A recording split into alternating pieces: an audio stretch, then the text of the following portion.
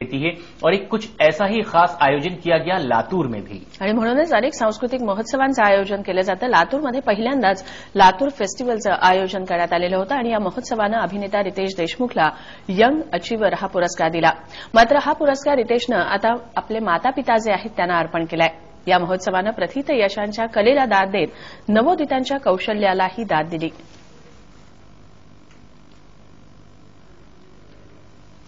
और ये एक खास यांची कव्वाली उल्हास बापटांचं संतूर वादन यांनी रसिकांची दाद मिळवली।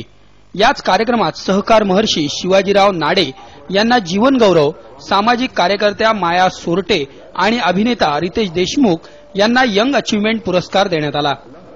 मला हे यंग अचिव्हर अवॉर्ड मिळाला, तर मी हे यंग अचिव्हर अवॉर्ड आई आणि पप्पांना डेडिकेट करतो।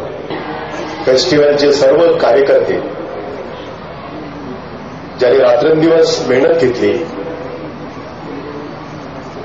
फेस्टिवलचा प्रत्येक कार्यक्रम यशस्वी होईल या संदर्भामध्ये जबाबदारी घेतली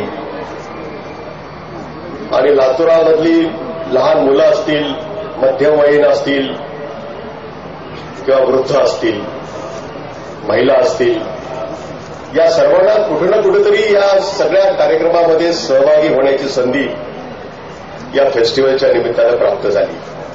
3 दिवसाच्या या महोत्सवात 48 सांस्कृतिक कार्यक्रम झाले। काही वेळा तर एकाच वेळी नाटक, संगीत, चित्र आणि गायनाचे कार्यक्रम सुरू होते। यामुळे नेमकं काय बघावं आणि बघू नये अशा संकटात प्रेक्षक सापडला होता। समारोपाच्या या कार्यक्रमात कैलाश खेर यांनी जान आणली।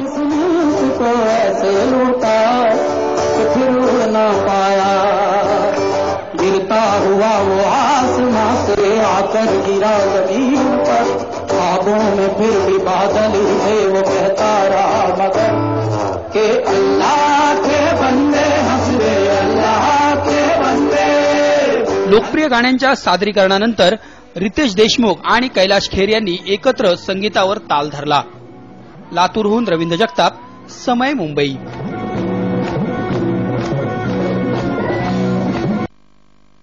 तो खूब धमाल लातूर में रितेश देशमुख यहाँ कैलाश खेर की धुन पर थिरकते नाचते नजर आए लातूर फेस्टिवल में।